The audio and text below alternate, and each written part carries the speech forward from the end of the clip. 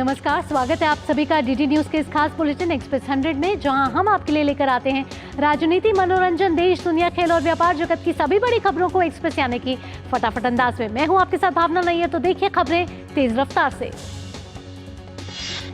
लोकसभा चुनाव के प्रचार के लिए सभी दलों ने पूरी ताकत झोंक दी है। प्रधानमंत्री मोदी देश के हर राज्य में जाकर चुनाव प्रचार करने में जुटे हुए हैं। इसी कड़ी में प्रधानमंत्री मोदी आज कर्नाटक और महाराष्ट्र में ताबड़तोड़ रैलियां करने वाले हैं।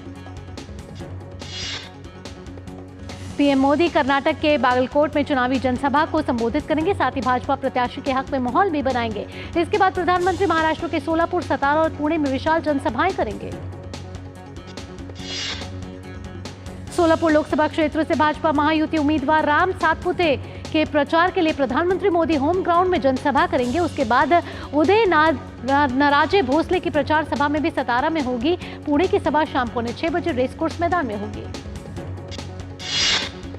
वहीं दूसरी ओर कांग्रेस अध्यक्ष मल्लिकार्जुन खड़गे भी कर्नाटक में अपने प्रचार अभियान को धार दे रहे हैं। खड़गे आज कलबुर्गी में एक के बाद एक 3 रैली करेंगे। वहीं कांग्रेस नेता राहुल गांधी आज गुजरात की पाटन और छत्तीसगढ़ की बिलासपुर सीटों पर पार्टी उम्मीदवारों के लिए प्रचार करेंगे।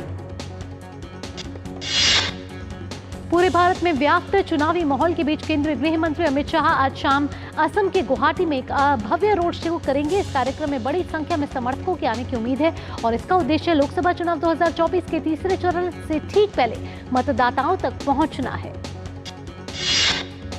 इस रोड शो में अमित शाह के साथ असम के मुख्यमंत्री हेमंत बिस्वा शर्मा भी मौजूद रहेंगे। भाजपा ने प्रतिष्ठित गुवाहाटी लोकसभा सीट से गुवाहाटी के पूर्व डिप्टी मेयर बिजुली कलिता मेधी को टिकट दिया है, जहां तीसरे चरण में मतदान होना है।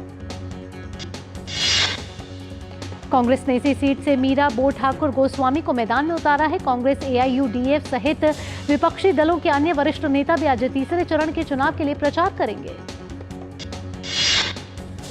बिहार के मुख्यमंत्री और JDU अध्यक्ष नीतीश कुमार आज से अपने चुनाव प्रचार अभियान की शुरुआत करेंगे।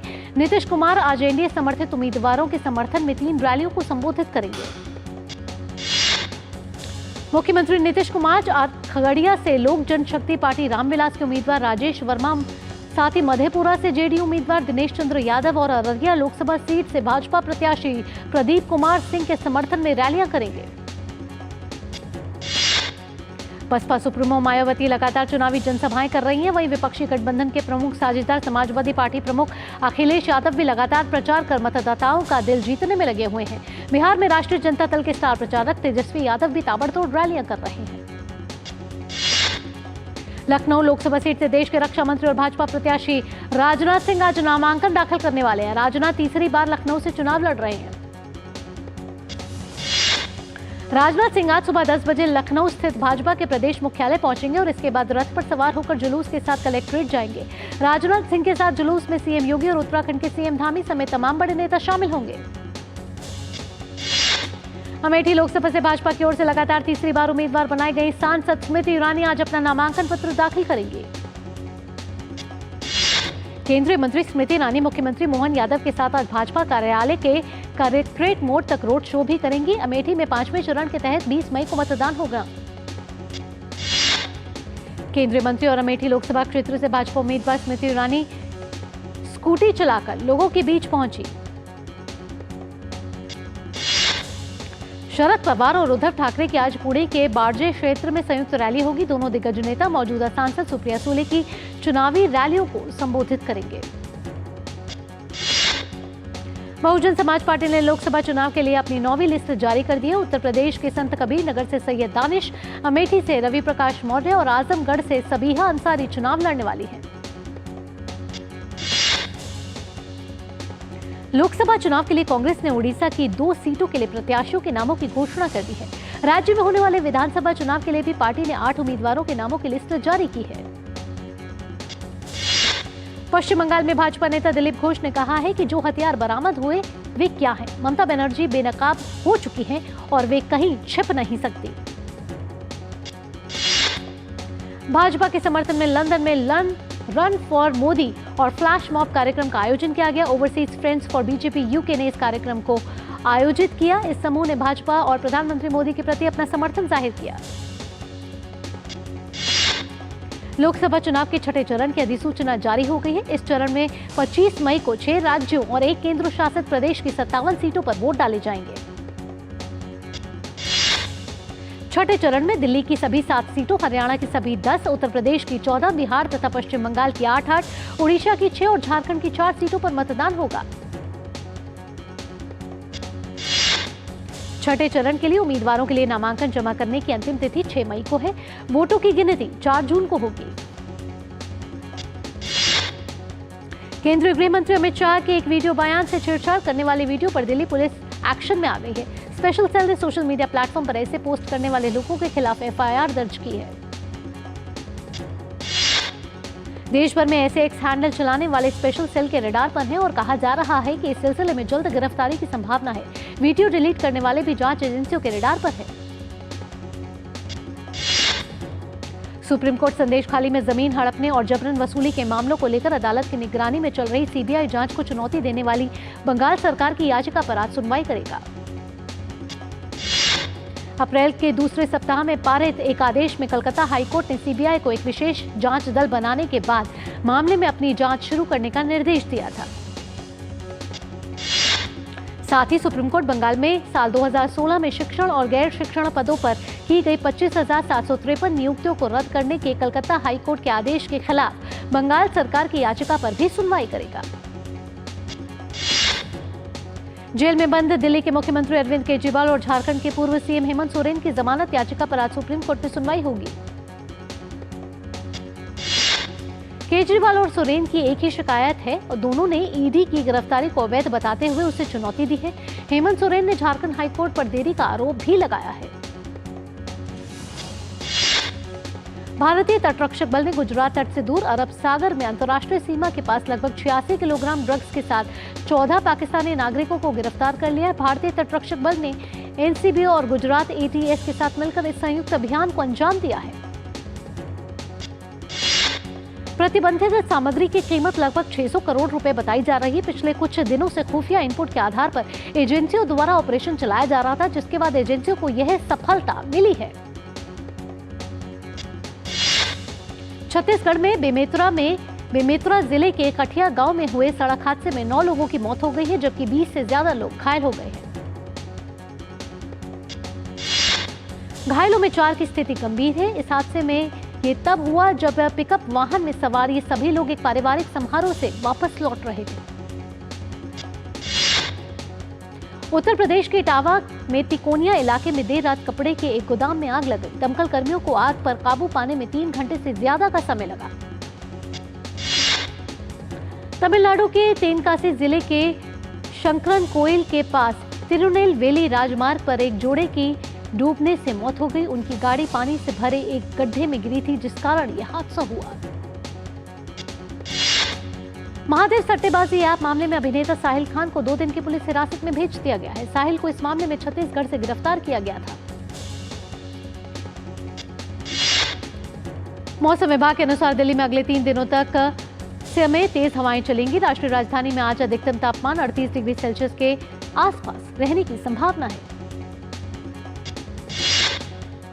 मौसम विभाग के अनुसार अगले 3 दिनों तक गंगेय पश्चिम बंगाल, उड़ीसा, बिहार और झारखंड के कुछ हिस्सों में लू और गंभीर गर्मी की स्थिति बनी रहेगी। साथ ही रायलसीमा, आंतरिक कर्नाटक, तमिलनाडु, आंध्र प्रदेश, तेलंगाना, केरल और पूर्वी उत्तर प्रदेश के अलग अलग इलाकों में भी लू चलने की संभावना है।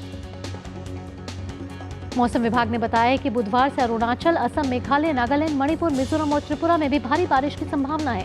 आज उत्तर पश्चिम भारत के आसपास के मैदानी इलाकों में गरज बिजली और तेज हवाओं के साथ बारिश होने की उम्मीद है। जम्मू कश्मीर के बांदीपोरा के गुरेज में भारी बर्फबारी के कारण कल 35 गाड़ी वहां बीच रास्ते में फंस गए, जिसके बाद सीमा सड़क संगठन की टीम ने फंसे वाहनों को रेस्क्यू किया। दिल्ली के मुख्य निर्वाचन अधिकारी के कार्यालय ने आम आदमी पार्टी के कैंपेन सॉन्ग पर प्रतिबंध के दावे को खारिज करने हेतु गलत और भ्रामक बताया है। आयोग ने कहा है कि आपको अपने गाने में संशोधन करने को कहा गया है, क्योंकि यह आयोग के दिशा निर्देशों और विज्ञापन संहिता का उल्लंघन करता है। दिल्ली भाजपा पूर्वांचल मोर्चा ने जननायक कर्पूरी ठाकुर का जन्म शताब्दी वर्ष मनाया। दिल्ली के अंबेडकर इंटरनेशनल सेंटर में हुए कार्यक्रम में कई गणमान्य हस्तियां शामिल हुई। आज श्री गुरु तेग बहादुर जी का प्रकाश पर्व है। केंद्रीय मंत्री नितिन गडकरी ने एक्स पर अपने संदेश में शुभकामनाएं दी हैं और उन्हें नमन किया है। डिपॉजिटरी के आंकड़ों के मुताबिक मार्च में 35,98 करोड़ और फरवरी में 1,539 करोड़ रुपए का निवेश हुआ है। अमेरिकी फेडरल रिजर्व की ब्याज दर के फैसले इस सप्ताह घरेलू शेयर बाजार की चाल निर्धारित करने से निभाएगा अहम भूमिका। 1 मई को अमेरिकी फेडरल रिजर्व ब्याज दरों की घोषणा करेगा। भारतीय उद्योग परिसंघ यानी कि CII ने स्टार्टअप के लिए कॉर्पोरेट प्रशासन घोषणा पत्र पेश किया है। यह घोषणा पत्र केवल कंपनी अधिनियम 2013 के तहत नियमित संस्थाओं के लिए डिजाइन किया गया है। यह चार्टर स्टार्टअप के संचालन से जुड़ी बारीकियों को ध्यान से रखने कॉर्पोरेट प्रशासन पर स्वैच्छिक सिफारिशों को सूचीबद्ध करता है। मॉरिशस के साथ भारत की कर संधि में बदलाव और अमेरिकी बॉन्ड यील्ड में लगातार बढ़ोतरी के चलते विदेशी निवेशकों ने अप्रैल में घरेलू इक्विटी में से निकले 6300 करोड़ रुपए निकाले हैं। और एक्सप्रेस 100 में वक्त हो चला एक छोटे से ब्रेक का। देखते रहिए एक्सप्रेस 100।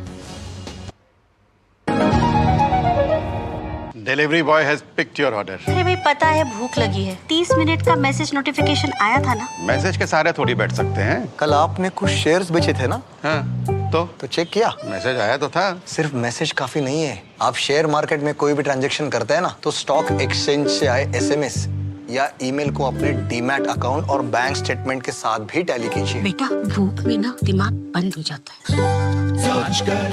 समझकर इन्वेस्ट कर। मेरे 1 वोट से घर में मुफ्त राशन आया। अब मेरे वोट से और 5 साल तक मिलेगा।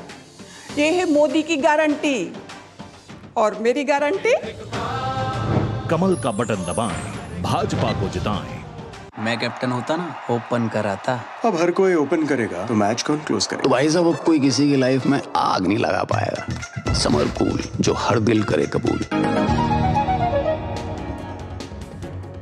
ब्रेक के बाद आपका स्वागत है। आप देख रहे हैं एक्सप्रेस 100। आइए खबरों के सिलसिले को आगे बढ़ाते हैं। 2030 तक भारत दुनिया का सबसे बड़ा और तीसरा बड़ा ई-कॉमर्स बाजार बन जाएगा और डिजिटल अर्थव्यवस्था का आकार बढ़कर $8,000 करोड़ हो जाएगा। खान मंत्रालय आज से नई दिल्ली में 2 दिवसीय महत्वपूर्ण खनिज शिखर सम्मेलन आयोजन कर रहा है। इस शिखर सम्मेलन का विषय महत्वपूर्ण खनिज शिखर सम्मेलन, लाभकारी और प्रसंस्करण क्षमताओं को बढ़ाना है। एशिया की सबसे बड़ी रेटेड 4 डेटा केंद्र परिचालक कंट्रोल-एस डेटा सेंटर्स लिमिटेड अपनी क्षमता को मौजूदा 234 मेगावाट से बढ़ाकर 1 गीगावाट तक करेगी। चेन्नई स्थित स्टार्टअप ई-प्लेन अगले साल मार्च तक उड़ने वाली इलेक्ट्रिक टैक्सी का प्रमाणित प्रोटोटाइप विकसित करने की तैयारी कर रही है। स्टार्टअप के मुताबिक ई-प्लेन से उस स्थान तक पहुंचने में मात्र 14 मिनट लगेंगे जहां निजी वाहन से पहुंचने में 60 मिनट लगते हैं। कंपनी का मकसद EVTOL के जरिए शहरी क्षेत्रों में भीड़भाड़ को कम करना है। Apollo hospitals enterprises advent international सौदे से मिलने वाली 890 करोड़ रुपए की राशि का इस्तेमाल अधिग्रहण और आंतरिक स्तर पर विस्तार के लिए करेगी। वंदे भारत स्लीपर ट्रेनों को 1000 किलोमीटर से लंबे रूटों पर चलाया जाएगा। अधिकारियों के अनुसार वंदे मेट्रो ट्रेनों के करीब 124 शहरों तक ये जोड़ी जाएंगी। सार्वजनिक क्षेत्र की कंपनी एयरकॉन ने जानकारी दी है कि उसे करीब 1200 करोड़ रुपए की एक रेलवे परियोजना का ठेका मिला है। उसे यह परियोजना संयुक्त उद्यम के जरिए हासिल हुई है। मार्केट कैपिटलाइजेशन के लिहाज से देश की टॉप 10 कंपनियों में से 6 का मार्केट कैप कंबाइंड रूप से 1.30 लाख करोड़ बढ़ा है। इस दौरान state bank of India market का टॉप गेनर रहा है। ICICI बैंक के अनुसार उसका कुल राजस्व पिछले वित्तीय वर्ष की चौथी तिमाही के तुलना में 25% बढ़कर 67,181.70 करोड़ रुपए हो गया है। यस बैंक ने वित्त वर्ष 2024 की चौथी तिमाही के नतीजे जारी किए हैं। मुनाफा सालाना आधार पर 123% बढ़कर 451 करोड़ रहा है। अडानी एंटरप्राइजेज और एज कनेक्ट के संयुक्त उपक्रम अडानी कनेक्ट्स ने $1.44 अरब जुटाने के भारत की सबसे बड़ी सस्टेनेबिलिटी लिंक्ड फाइनेंसेस को किया है स्थापित। 30 अप्रैल और 1 मई को फेडरल ओपन मार्केट कमेटी की एक अहम बैठक होने वाली है। पिछली बैठक में फेड ने उच्च ब्याज दर बनाए रखने का किया था फैसला। लोकप्रिय मसाला ब्रांड MDH ने अपने उत्पादों के 100% सुरक्षित होने का किया है दावा। कंपनी ने कीटनाशकों के आरोपों का बताया है झूठ।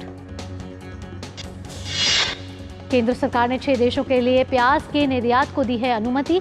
99,000 टन से ज्यादा प्याज के निर्यात को दी गई है अनुमति। म्यांमार में भूकंप के तेज झटके महसूस किए गए। रिक्टर स्केल पर भूकंप की तीव्रता 4.2 मापी गई है। अमेरिका के विदेश मंत्री एंटनी ब्लिंकन आज सऊदी अरब के 2 दिवसीय दौरे पर रवाना होंगे। अमेरिकी विदेश मंत्री अपने दौरे के दौरान गजा में युद्ध विराम के प्रयासों और इजरायली बंधकों की रिहाई पर चर्चा करेंगे। अमेरिकी विदेश मंत्री गजा को मानवीय सहायता पहुंचाने पर भी वार्ता करेंगे। वे संघर्ष को फैलने से रोकने और क्षेत्र में स्थायी शांति और सुरक्षा के लिए चल रहे प्रयासों पर भी चर्चा करेंगे। अपनी 2 दिवसीय यात्रा के दौरान ब्लिंकन खाड़ी सहयोग परिषद की एक मंत्री स्तरीय बैठक में भी भाग लेंगे। लंदन में 2 लोगों को चीन के लिए जासूसी करने के संदेह में गिरफ्तार किया गया है। इससे कुछ दिन पहले ही जर्मनी के 4 व्यक्तियों को इसी आरोप में गिरफ्तार किया जा चुका है। पाकिस्तान के प्रधानमंत्री शहबाज शरीफ ने अंतर्राष्ट्रीय मुद्रा कोष की प्रमुख क्रिस्टिलाना जॉर्जिवा से मुलाकात की है। इस दौरान उन्होंने नकदी संकट से जूझ रहे देश के लिए नए ऋण कार्यक्रम पर चर्चा की है। इटली की प्रधानमंत्री जॉर्जिया मेलोनी ने ऐलान किया है कि वे जून में होने वाले यूरोपीय संसद के चुनावों में उम्मीदवार होंगी। 6 से 9 जून तक होने वाले यूरोपीय संसद के चुनाव उनके 18 महीने पुराने दक्षिणपंथी संगठन की ताकत का परीक्षण होगा। अमेरिका के ओक्लाहोमा में भयानक तूफान शनिवार को मध्य ओक्लाहोमा में होकर रविवार की सुबह तक चला और उत्तर पश्चिम टेक्सास और कंसास में फैल गया। इस शक्तिशाली बवंडर में 4 महीने में के बच्चे सहित 4 लोगों की मौत हो गई है।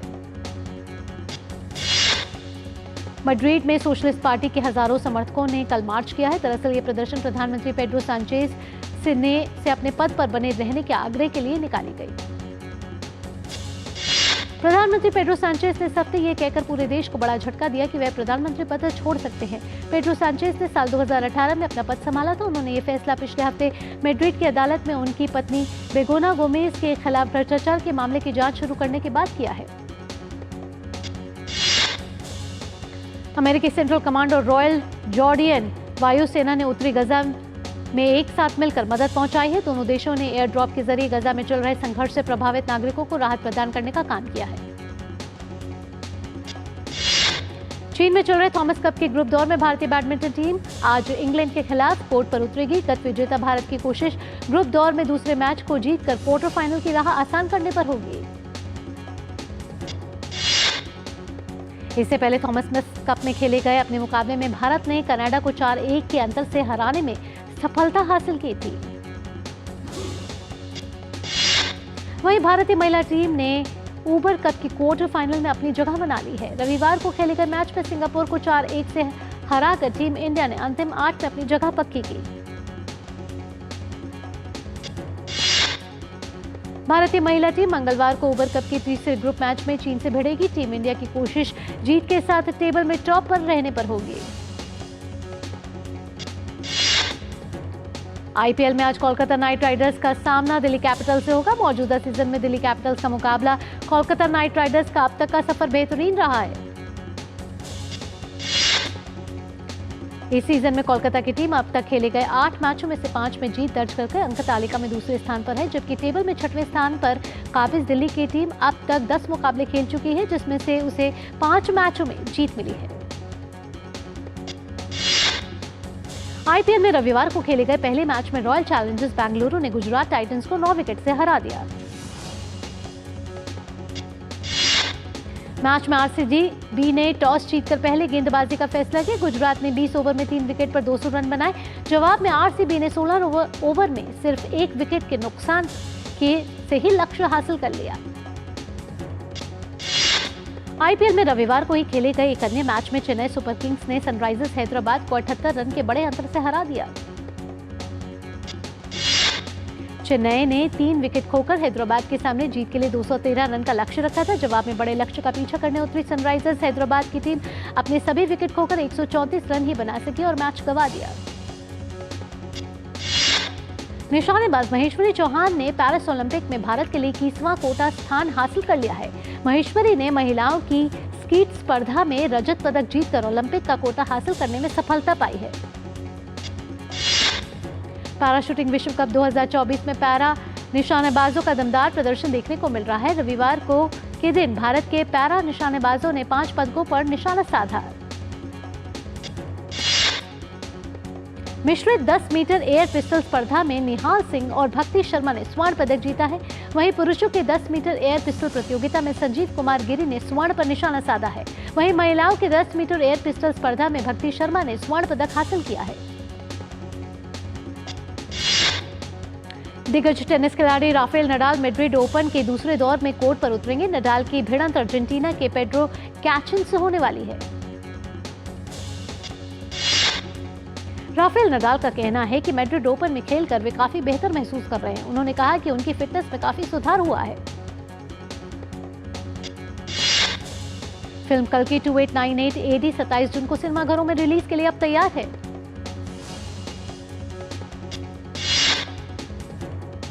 विजय देवरकोंडा और मृणाल ठाकुर की film the family star Amazon premium पर स्ट्रीम हो रही है। Ayush Sharma starrer film Ruslan ने अब तक 27 लाख रुपए की कमाई की है।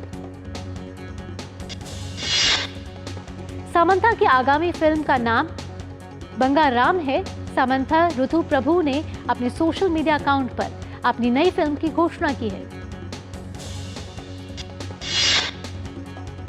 सुपरस्टार चिरंजीवी अपने आने वाली फिल्म विश्वंभरा को लेकर चर्चा में। इस फिल्म में उनके अलावा कृपा कृष्णन भी मुख्य भूमिका में दिखाई देंगे। अभिनेता अर्शद वारसी और अक्षय कुमार की फिल्म जॉली LLB 3 में एक साथ वे नजर आने वाले हैं। बॉलीवुड अभिनेत्री तृप्ति डिमरी अपने आने वाली फिल्म बैड न्यूज में करती नजर आएंगी कॉमेडी। रक्षित शेट्टी की बेहद पसंद की गई कन्नड़ फिल्म 777 चार्ली जापान में होगी रिलीज। किरण राज ने किया है फिल्म का निर्देशन। आगामी 28 जून को जापान में रिलीज होगी 777 चार्ली। जापान के सबसे बड़े और पुराने फिल्म स्टूडियोज में से एक शोचिकू मूवी कर रहा है फिल्म का डिस्ट्रीब्यूशन। और अजय देवगन और आर माधवन की फिल्म शैतान 3 मई को नेटफ्लिक्स पर रिलीज होने वाली है।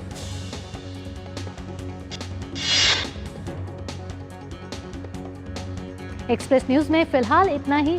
मुझे दीजिए अनुमति। नमस्कार।